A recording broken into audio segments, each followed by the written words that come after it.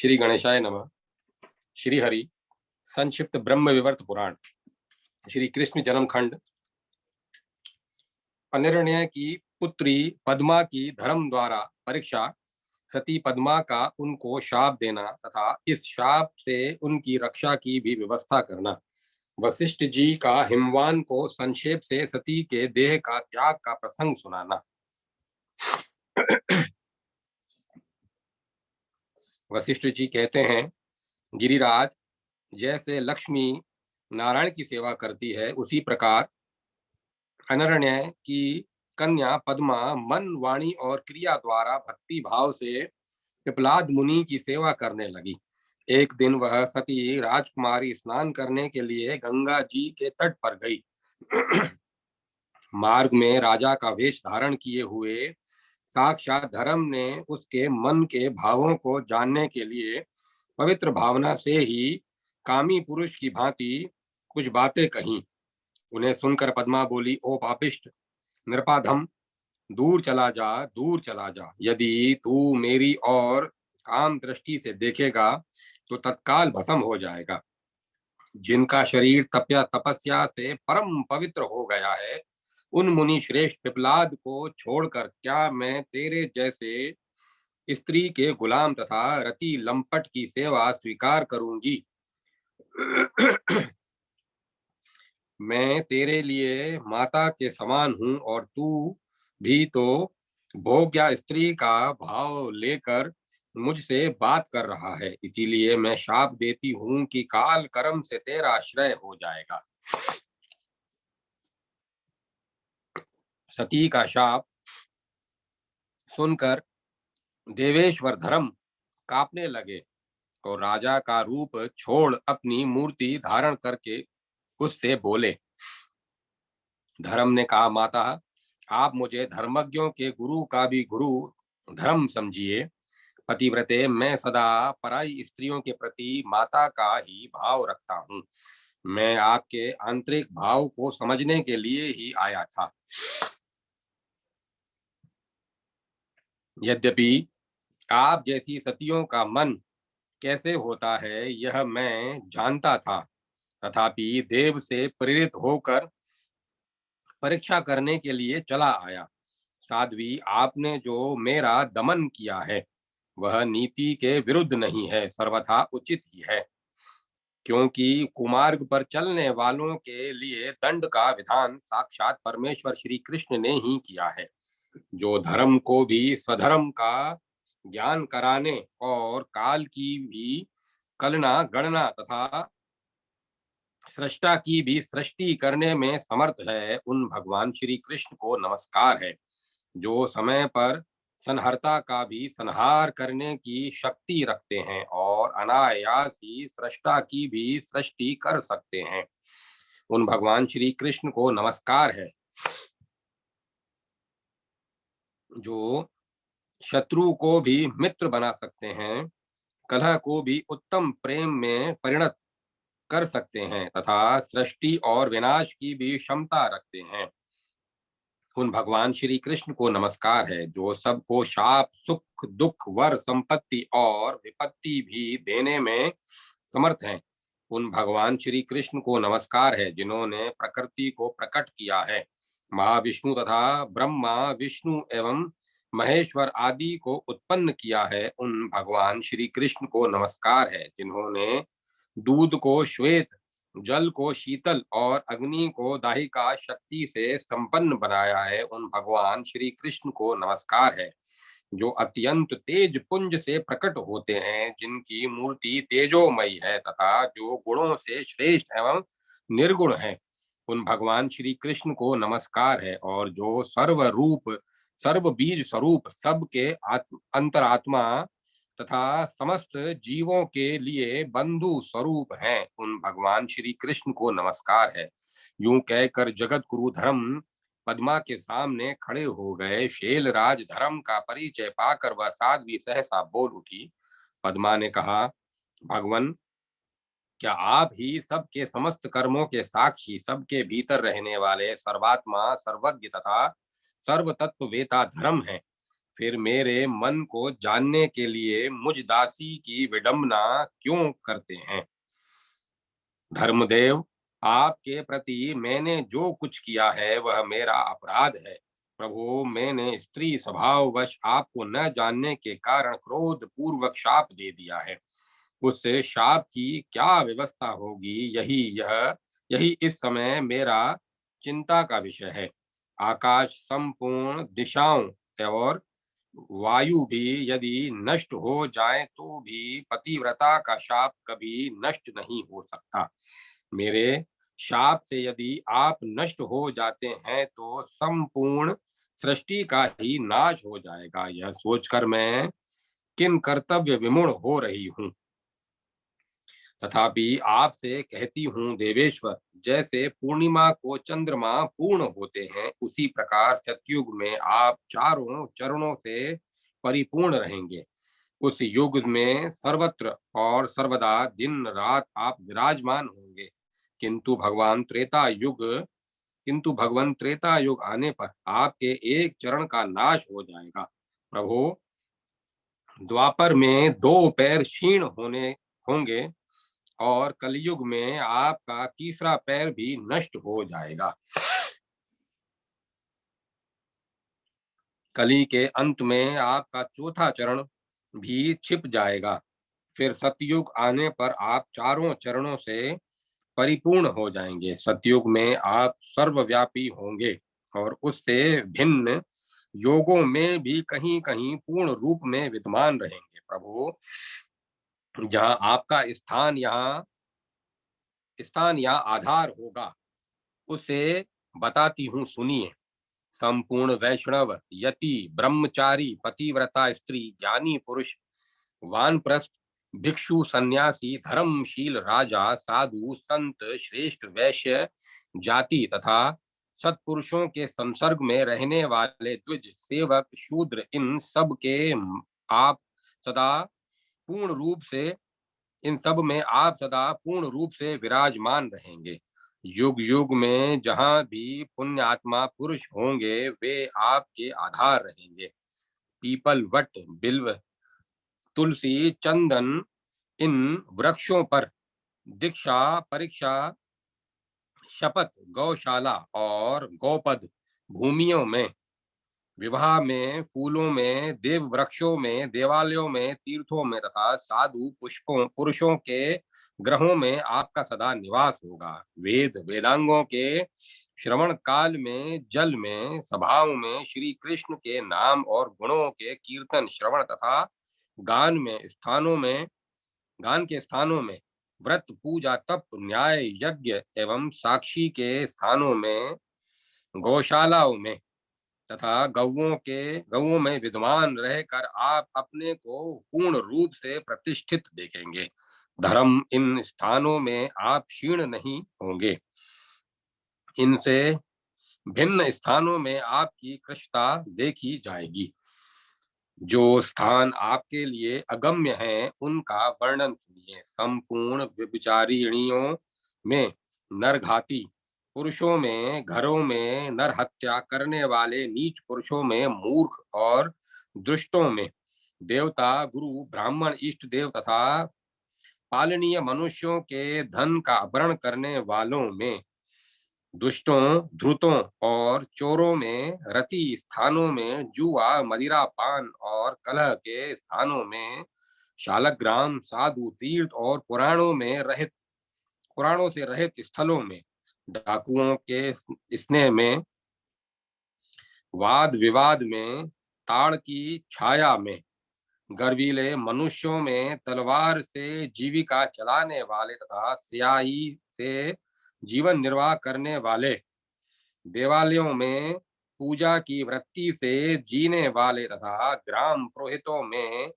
बैल जोतने वालों, सुनारों और जीव हिंसा से जीविका चलाने वालों में, भ्रत निंदित नारियों तथा नारी के वश में रहने वाले पुरुषों में, दीक्षा, संध्या तथा विष्णु भक्ति से हीन द्विजों में, अपनी पुत्री तथा पत्नी बेचने वालों में, शालग्राम और देव मूर्तियों का विक्रय करने वालों में, मित्रद्रोही कृतघ्न, सत्यनाशक तथा विश्वासघातियों में शरणागत की रक्षा से दूर रहने वालों तथा शरण में आए हुए लोगों का नाश करने वालों में, सदा झूठ बोलने वाले, सीमा का अपहरण करने वाले, काम क्रोध और लोभवश झूठी गवाही देने वाले, पुण्य कर्महीन तथा पुण्य कर्म के विरोधी मनुष्यों में आप नहीं रहेंगे।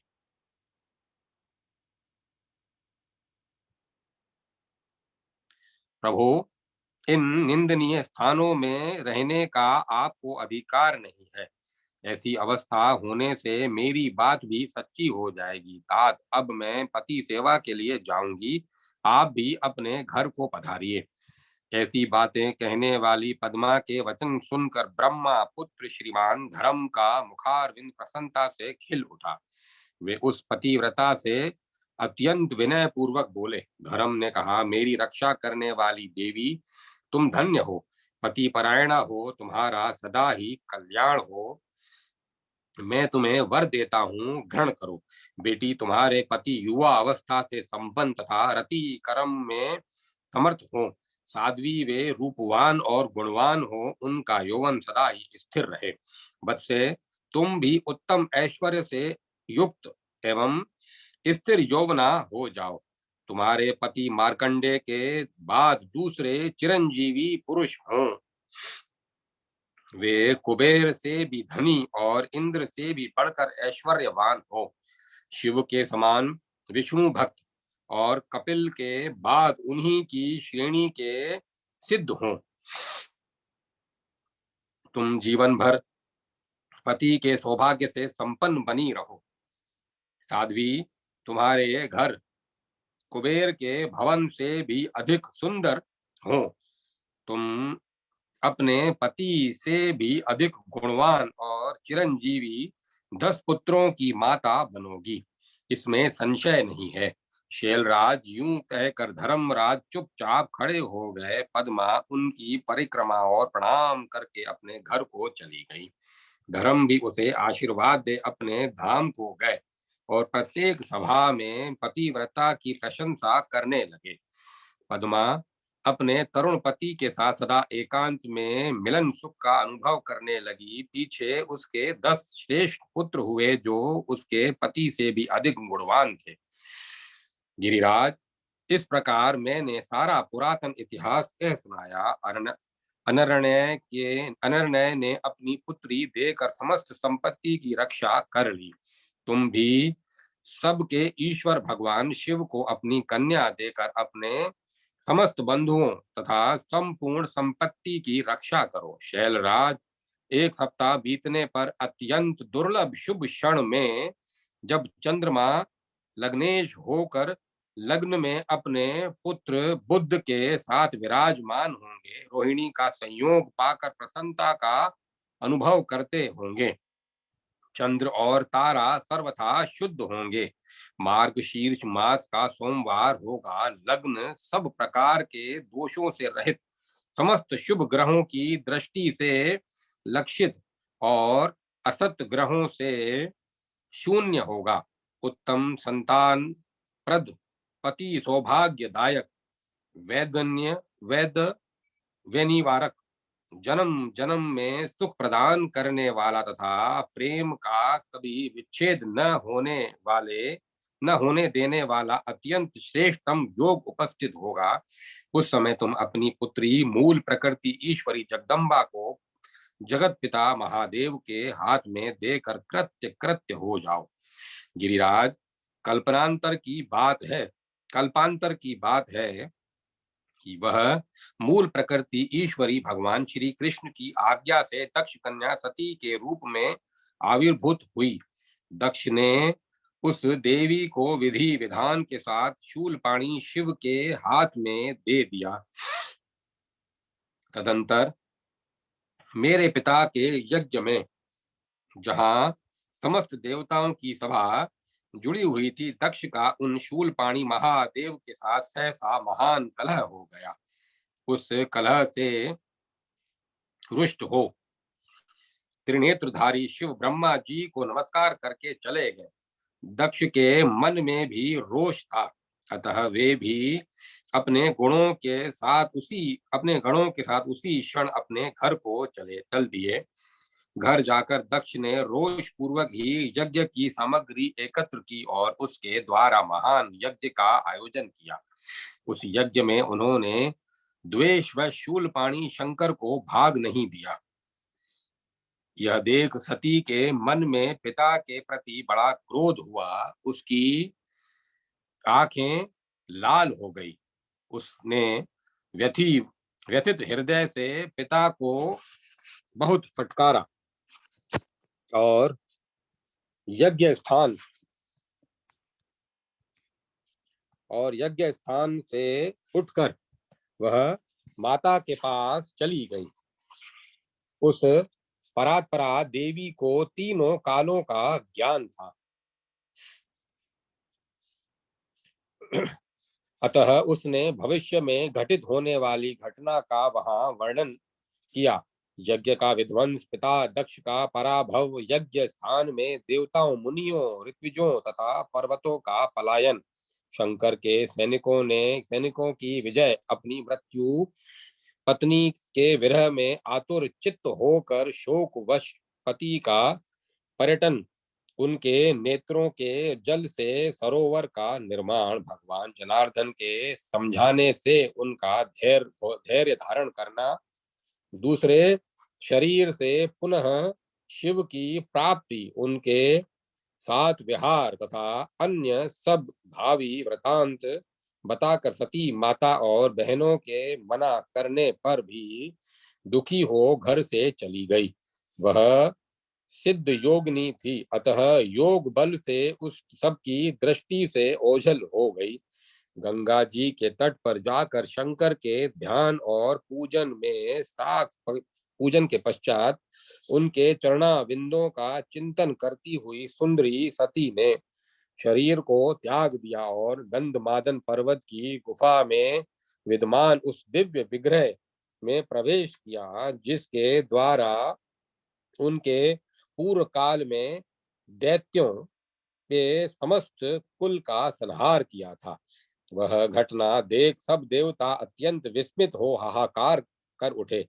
शंकर के सैनिक दक्ष यज्ञ का विनाश तथा सबका पराभव करके शोक से व्याकुल हो लौट गए और शीघ्र ही सारा वृतांत अपने स्वामी से कह सुनाया। यह वह समाचार सुनकर समस्त रुद्र गणों से घिरे हुए संहारकारी महेश्वर गंगा जी के उस तट पर गए जहां देवी सती का शरीर पड़ा था। अध्याय 42 समाप्त। शिव का सती के शव को लेकर शोकवश समस्त लोकों में भ्रमण, भगवान विष्णु का उन्हें समझाना और प्रकृति की स्तुति के लिए कहना, शिव द्वारा की हुई स्तुति से संतुष्ट हुई प्रकृति रूपणी सती का शिव को दर्शन एवं सांत्वना देना।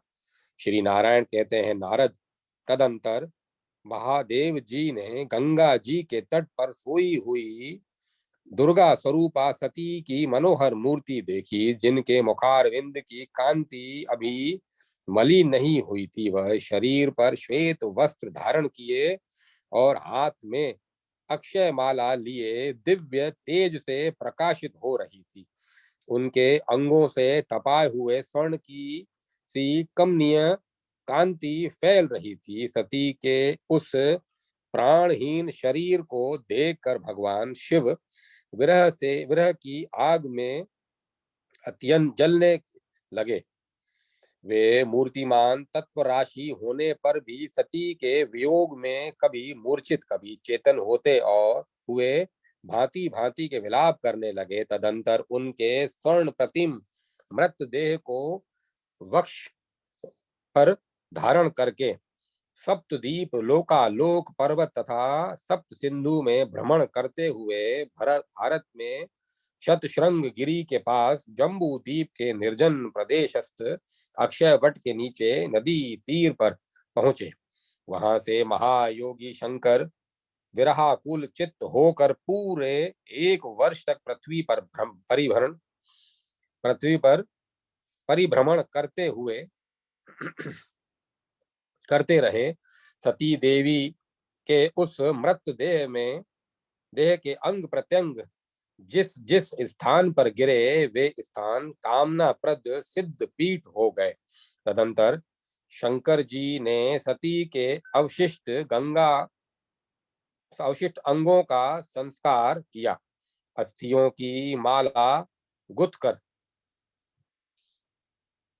उसे अपना कंठभूषण बना लिया और प्रतिदिन सती का शरीर भस्म होने पर भस्म शरीर सती प्रतिदिन सती का शरीर भस्म अपने शरीर पर लगाने लगे।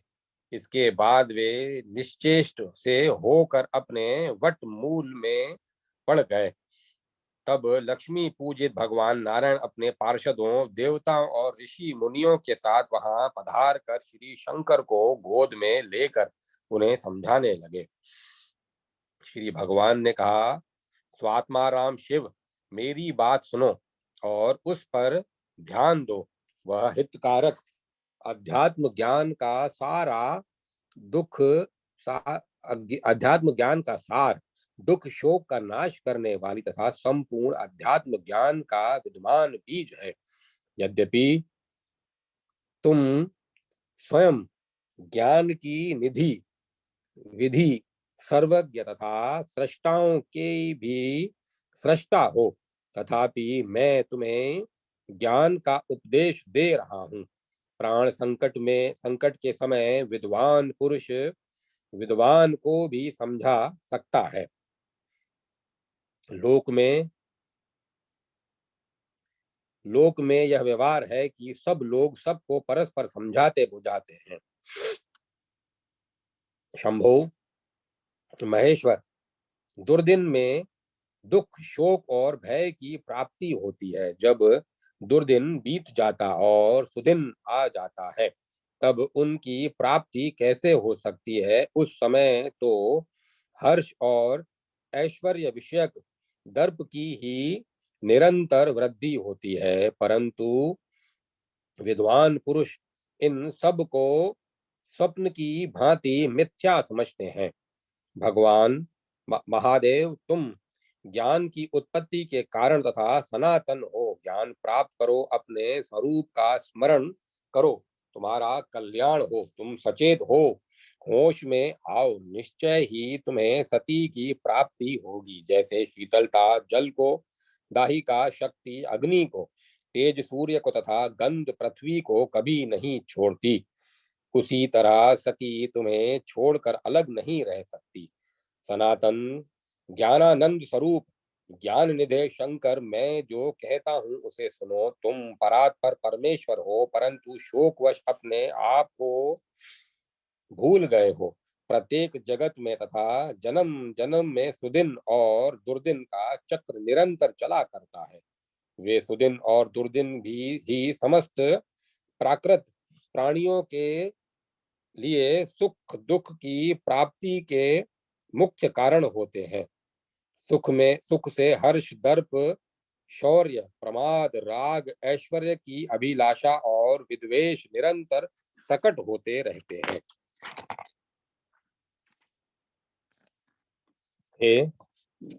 निरंतर होते रहते हैं। दुख शोक और उद्वेग से सदा भय की प्राप्ति होती है। महेश्वर, यदि उनके बीज नष्ट हो जाएं तो ये सब स्वतः नष्ट हो जाते हैं। चंचल मन ही पुण्य और पाप का बीज है। शंभो, संपूर्ण इंद्रियों सहित मन और संपूर्ण इंद्रियों सहित मन मेरा अंश है। सबका जनक जो अहंकार है उसके अधिष्ठाता चेतन तुम हो, और ये ब्रह्मा बुद्धि के अधिष्ठाता हैं। पर ब्रह्म परमात्मा एक हैं। गुण भेद से ही सदा उसके भिन्न भिन्न रूप होते हैं। वह ब्रह्म तत्व एक होने पर भी अनेक प्रकार का है। शिव यह सगुण भी है और निर्गुण भी। जो माया रूप उपाधि का आश्रय लेता है वह सगुण, और जो मायातीत है वह निर्गुण कहलाता है।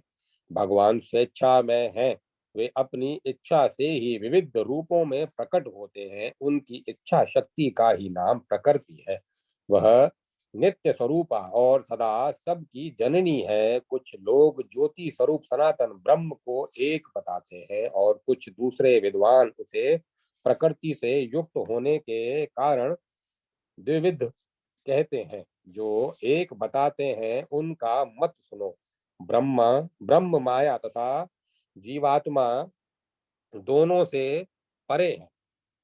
उस ब्रह्म से ही वे दोनों माया और जीवात्मा प्रकट होते हैं। अतः ब्रह्म ही सब का कारण है। वह परब्रह्म एक होकर भी स्वेच्छा से दो हो जाता है। उसकी इच्छा शक्ति ही प्रकृति है। वे सदा संपूर्ण शक्तियों की जननी होती है। वो जो सदा संपूर्ण शक्तियों की जननी होती है, उससे संयुक्त होने के कारण वे परमात्मा सगुण कहे जाते हैं। वे ही सबके आधार सनातन सर्वेश्वर सर्व साक्षी तथा सर्वत्र फलदाता होते हैं। शंभो, शरीर भी दो प्रकार का होता है, एक नित्य और दूसरा प्राकृत। नित्य शरीर का विनाश नहीं होता, परंतु प्राकृत शरीर का सदा न, परंतु प्राकृत शरीर सदा नश्वर होता है। भगवान, हम दोनों के शरीर नित्य हैं। हमारे अंशभूत जो अन्य जीव हैं, उनके शरीर त्रिगुणात्मिक का प्रकृति से उत्पन्न होने के कारण प्राकृत कहलाते हैं। प्राकृत शरीर सदा ही विनाशशील है और रुद्र आदि तुम्हारे विनाशील है। रुद्र आदि तुम्हारे अंश हैं और विष्णु रूपधारी मेरे अंश। मेरे भी दो रूप हैं, द्विभुज और चतुर्भुज।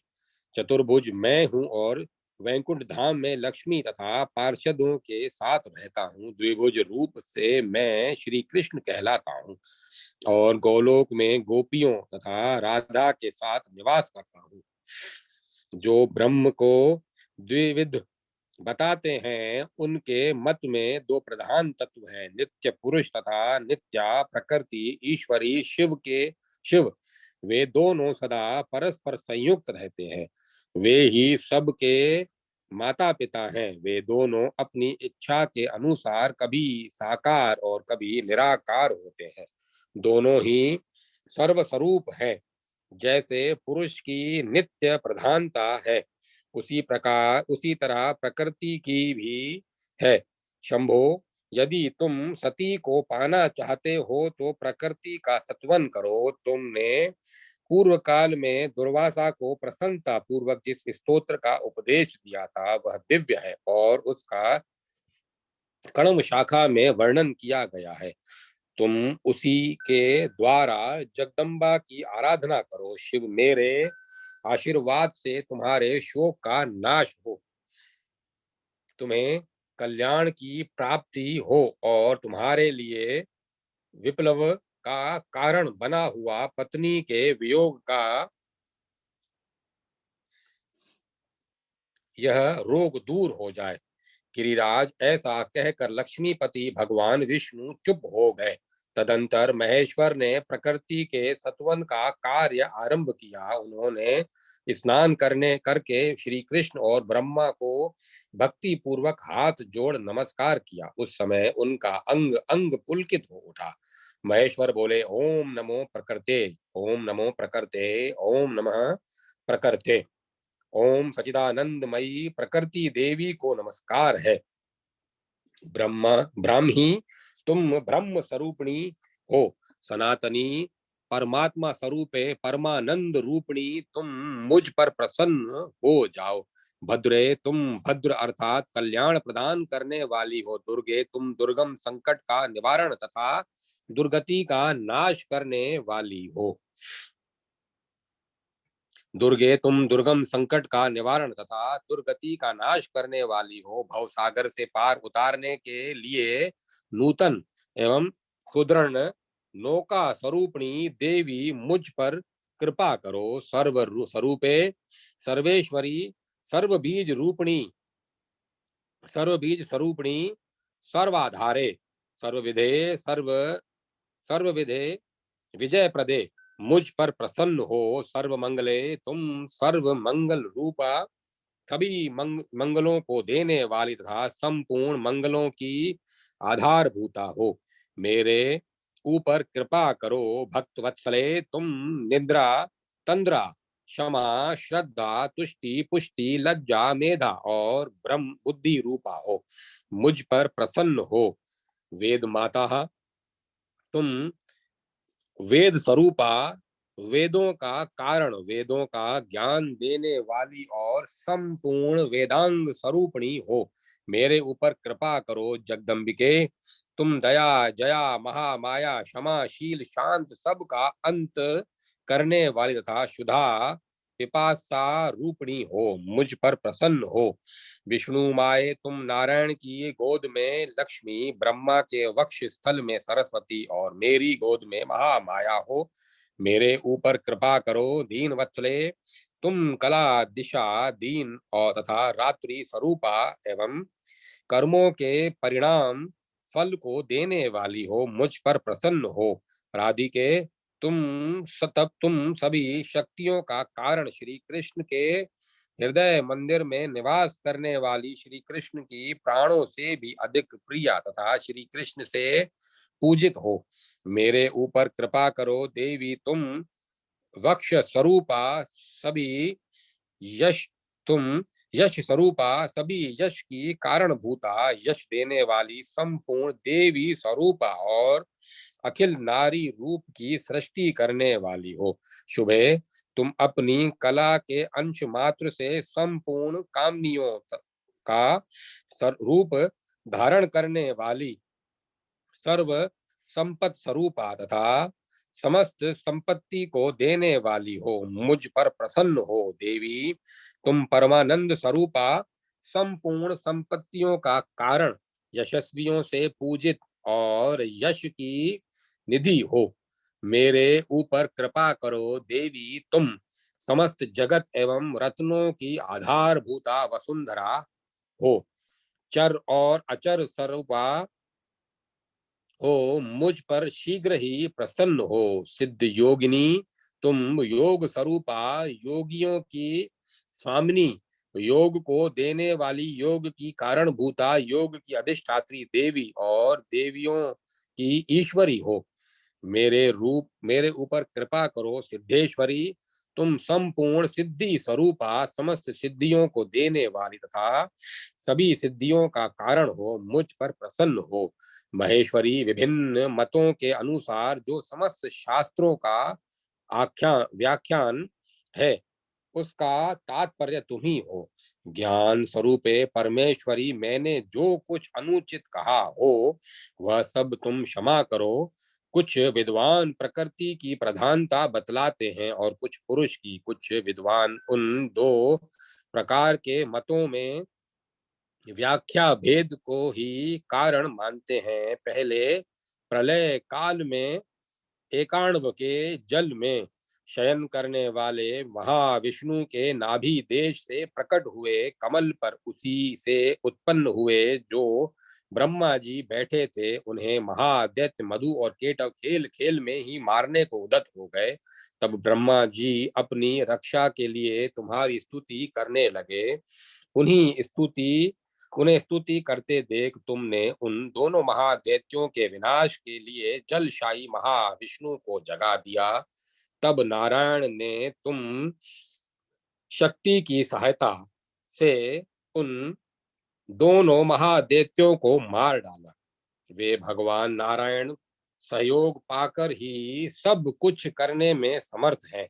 तुम्हारे बिना शक्तिहीन होने के कारण ये कुछ भी नहीं कर सकते।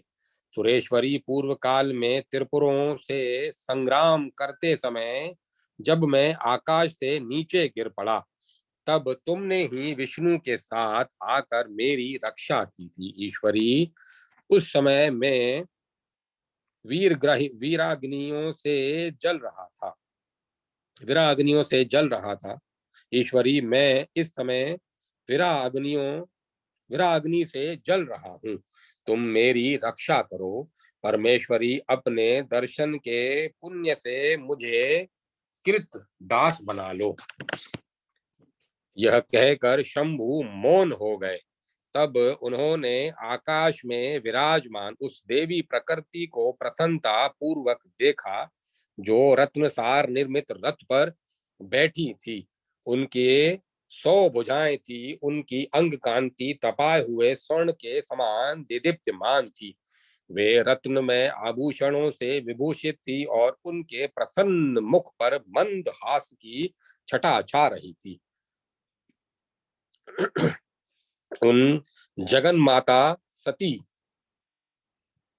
को देखकर विरहासक्त शंकर ने पुनः शीघ्र ही उनकी स्तुति की और रोते हुए अपने विरह जनित दुख को निवेदन किया।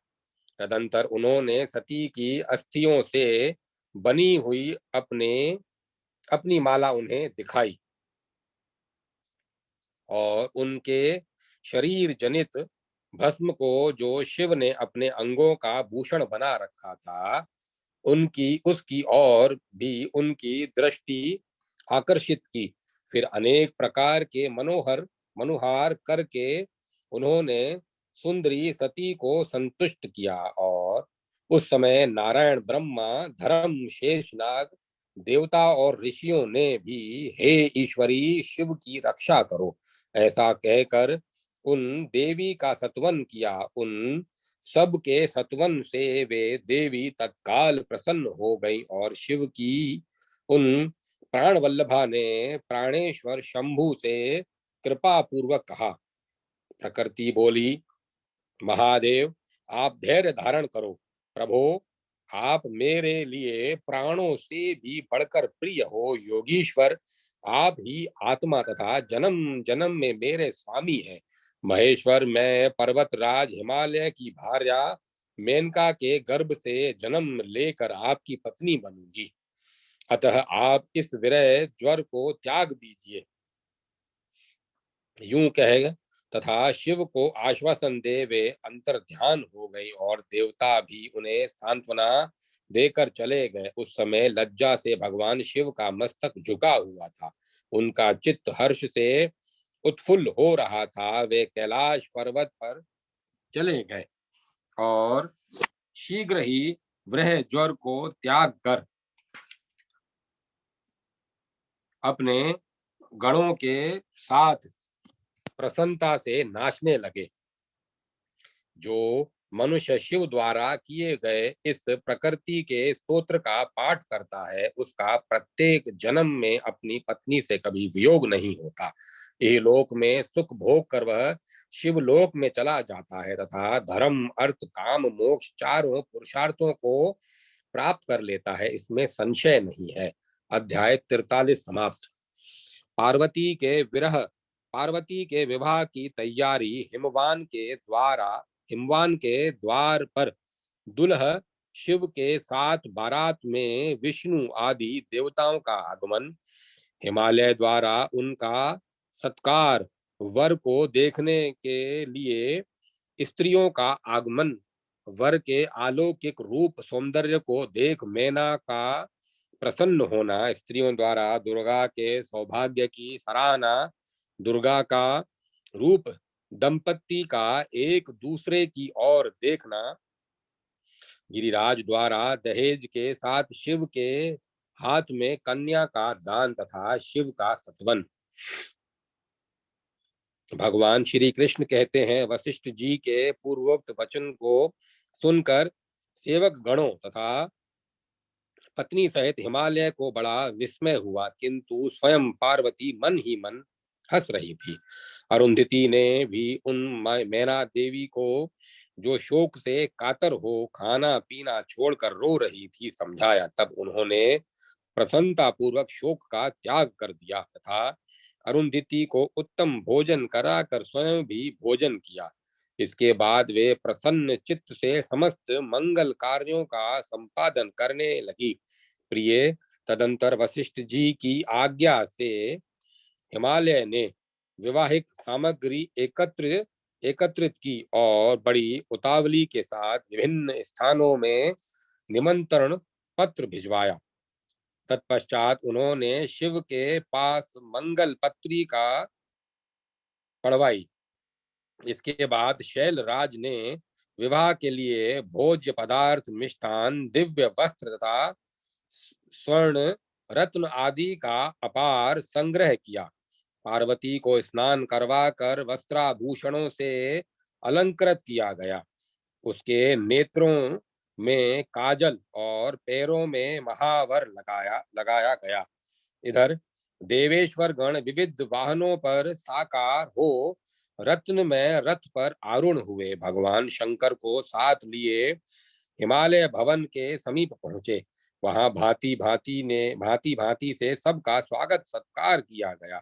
देवेश्वरों को सामने देख हिमालय ने उन्हें प्रणाम किया और सेवकों को आज्ञा दी कि इन सम्मानीय अतिथियों के लिए सिंहासन प्रस्तुत किए जाएं। तत्पश्चात पितानंदन गरुड़ विंतानंदन गरुड़ की पीठ से तत्काल ही उतरकर चार भुजाधारी भगवान नारायण अपने पार्षदों सहित सिंहासन पर बैठे। रत्नमय आभूषणों से विभूषित चतुर्भुज पार्षद रत्नमयी मुट्ठी में बंधे हुए श्वेत चामरों द्वारा उनकी सेवा कर रहे थे। उस समाज में श्रेष्ठतम ऋषि और बड़े बड़े देवता उनके गुण गा रहे थे। भगवान का प्रसन्न मुख मंद मुस्कान से सुशोभित था और वे भक्तों पर अनुग्रह करने के लिए कातर जान पड़ते थे। उनके पास ही देवताओं के साथ ब्रह्मा जी भी बैठे, ऋषि और मुनि भी मंगलमय स्थान पर विराजमान हुए। उसी समय भगवान शिव रथ से उतरकर रत्न में सिंहासन पर बैठकर उन्होंने पर्वतराज हिमालय की ओर देखा। तत्पश्चात भगवान शिव को देखने के लिए वस्त्राभूषणों से विभूषित हो शैलेंद्र नगर की स्त्रियां आई। उनमें बालिकाएं, युवतियां और वृद्धाएं भी थी। ऋषियों, देवों, नागों, गंधर्वों, पर्वतों और राजाओं की भी मनोहर कन्याएं वहां आ पहुंची। मैना ने कुमारी कन्याओं के साथ दुल्ह शंकर का दर्शन किया। उनके श्री अंगों की कांति मनोहर चंपा के समान गौर थी। वे एक मुख और तीन नेत्रों से सुशोभित थे। उनके प्रसन्न मुख पर मंद मुस्कान की छटा छा रही थी। वे रत्न में आभूषणों से विभूषित थे। उनके अंग चंदन, अगरू, कस्तूरी तथा सुंदर कुमकुम से अलंकृत थे। उन्होंने मालती की माला धारण कर रखी थी। उनका मस्तक श्रेष्ठ रत्न में मुकुट से प्रकाशमान था। अग्नि शोधित, अनुपम, अत्यंत सूक्ष्म, सुंदर, विचित्र और बहुमूल्य दो वस्त्रों से उनकी बड़ी शोभा हो रही थी। उन्होंने हाथ में रत्न में दर्पण ले रखा था। अंजन अंजन से अंजित होने के कारण उनके नेत्रों की शोभा बढ़ गई थी। पूर्ण प्रभा से आच्छादित होने के कारण वे अत्यंत मनोहर दिखाई देते थे। उनकी अवस्था अत्यंत तरुण नवीन थी। वे भूषण भूषित रमणीय अंगों से बड़ी शोभा पा रहे थे। उस समय उन्होंने भगवान नारायण की आज्ञा से परम सुंदर अनुपम रूप धारण कर रखा था। भगवान शंकर योग स्वरूप योगेश्वर, योगेंद्रों के भी गुरु, स्वतंत्र, गुणातीत तथा सनातन ब्रह्म ज्योति हैं। वे गुणों के भेद से अनंत विभिन्न गुणों के भेद से अनंत भिन्न भिन्न रूप धारण करते हैं, तथापि रूप रहित हैं। भवसागर में डूबे हुए प्राणियों का उद्धार करने वाले हैं तथा जगत की सृष्टि, पालन और एवं संहार के कारण हैं। वे सर्वाधार, सर्वबीज, सर्वेश्वर, सर्व जीवन तथा सबके साक्षी हैं। उनमें किसी प्रकार की इच्छा या चेष्टा नहीं है। वे परमानंद स्वरूप, अविनाशी, आदि अंत और मध्य से रहित, सबके आदि कारण तथा सर्व रूप हैं। ऐसे दिव्य जमाता को देखकर आनंद मग्न हुई मैना ने शोक को त्याग दिया। सती धन्य है कहकर वहां आई हुई युवतियों ने पार्वती के सौभाग्य की भूरी भूरी प्रशंसा की। कुछ कन्याएं कहने लगी, अहो दुर्गा बड़ी भाग्यशालिनी है। कुछ कामनियां काम भाव से युक्त हो मौन एवं स्तब्ध रह गईं। और कितनी ही बोल उठी, अरी सखी, हमने अपने जीवन में ऐसा वर कभी नहीं देखा था। बाजे बजाने वालों ने भांति भांति की कलाएं दिखाते हुए वहां अनेक प्रकार के सुंदर तथा मधुर वाद बजाए। उसी समय हिमवान के अंतपुर की परिचारिकाएं दुर्गा को बाहर ले आई। वह रत्नमय सिंहासन पर बैठी थीं। उनके सामने रत्नमयी वेदी शोभा पा रही थी। उसके मुखमंडल का कस्तूरी तथा स्निग्ध सुंदर के बिंदुओं से श्रृंगार किया गया था। चारु चंदन से चर्चित चंद्र सदृश आभा वाले आनम्र भाल देश से उसकी बड़ी शोभा हो रही थी। श्रेष्ठ रत्नों के सार से निर्मित हार उसके वक्ष स्थल की शोभा बढ़ा रहे थे। वह त्रिलोचन शिव की और कनखियों से देख रही थी। उनके सिवाय और कहीं उसकी दृष्टि नहीं जाती थी। उसके मुख पर अत्यंत मंद मुस्कान की आभा बिखरी हुई थी। वह कटाक्ष पूर्वक देखने के कारण बड़ी मनोहर जान पड़ती थी। उसकी भुजाएं और हाथ रत्न निर्मित केयूर कड़े तथा कंगन से विभूषित थे। उसके कटी प्रदेश में रत्नों की बनी हुई करधनी शोभा दे रही थी। झनकारते हुए मंजिर चरणों चारणों का सौंदर्य बढ़ाते थे। वह बहुमूल्य तुलना रहित विचित्र एवं कीमती दो वस्त्रों से सुशोभित थी। उनके उसके सुंदर कपोल श्रेष्ठ रत्न में कुंडलों से जगमगा रहे थे। दंत पंक्ति मणि के सार भाग की प्रभा को छीने लेती थी। वह एक हाथ में रत्न में दर्पण लिए हुए थी और दूसरे में क्रीड़ा कमल लेकर घुमा रही थी। उसके अंग चंदन अगुरु कस्तूरी और कुमकुम से चर्चित थे। ऐसी अलौकिक रूप वाली जगत की आदि कारणभूता जगदम्बा को सब लोगों ने प्रसन्नता के साथ देखा। हर्ष से युक्त भगवान त्रिलोचन ने भी नेत्र के कोने से पार्वती की ओर देखा। देखकर वे आनंद विभोर हो उठे। उनकी संपूर्ण आकृति सती से सर्वथा मिलती जुलती थी। उसे देखकर भगवान शंकर ने विरह ज्वर का परित्याग कर दिया। उन्होंने अपना मन दुर्गा को अर्पित कर दिया और स्वयं सब कुछ भूल गए। उनके सारे अंग पुलकित हो गए तथा नेत्रों में आनंद के आंसू छलक आए। इसी समय हर्ष से भरे हुए हिमवान ने पुरोहित के साथ जाकर वस्त्र चंदन और आभूषणों द्वारा उनका वर के रूप में वर्ण किया। भक्ति भाव से पाद आदि उपचार अर्पित किए तथा दिव्य गंध वाली मनोहर मालाओं से दूल्हा को अलंकृत किया। तत्पश्चात यथासंभव शीघ्र वेद मंत्रों के उच्चारण पूर्वक उनके हाथ में अपनी कन्या का दान कर दिया।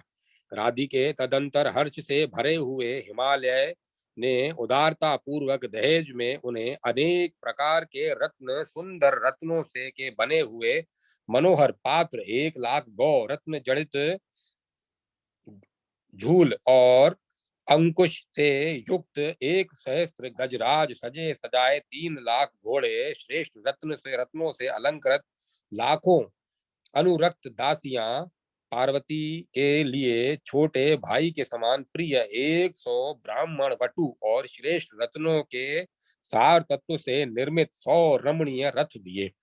पूर्वोक्त वस्तुओं के साथ शैलराज द्वारा यत्न पूर्वक दी हुई पार्वती को भगवान शंकर ने प्रसन्न मन से स्वस्ति कहकर ग्रहण किया। हिमालय ने कन्या दान करके भगवान शंकर की परिहार नामक स्तुति की। उन्होंने दोनों हाथ जोड़ मध्यान्ह शाखाओं में वर्णित स्तोत्र को पढ़ते हुए उनका स्तवन किया। हिमालय बोले, सर्वेश्वर शिव, आप दक्ष यज्ञ का विध्वंस करने वाले तथा शरणागतों का नरक में समुद्र से उबारने वाले, शरणागतों को नरक के समुद्र से उबारने वाले सबके आत्मस्वरूप और सबके आत्मस्वरूप हैं और आपका श्री विग्रह परमानंद में है। आप मुझ पर प्रसन्न हो। गुणवानों में श्रेष्ठ महाभाग शंकर, आप गुणों के सागर होते हुए भी गुणातीत हैं, गुणों से युक्त गुणों के स्वामी हैं और गुणों के आदि कारण हैं। मेरे ऊपर प्रसन्न होइए प्रभु। आप योग के आश्रय, योग रूप, योग के ज्ञाता, योग के कारण योगीश्वर तथा योगियों के आदि कारण और गुरु हैं। आप मेरे ऊपर कृपा करें। भव आप में ही सब प्राणियों का लय होता है, इसीलिए आप प्रलय हैं। प्रलय के एकमात्र आदि तथा उसके कारण से हैं। फिर प्रलय के अंत में सृष्टि के बीज रूप हैं और उस सृष्टि का पूर्णतः परिपालन करने वाले हैं। मुझ पर प्रसन्न होवे। भयंकर संहार काल में सृष्टि का संहार करने वाले आप ही हैं।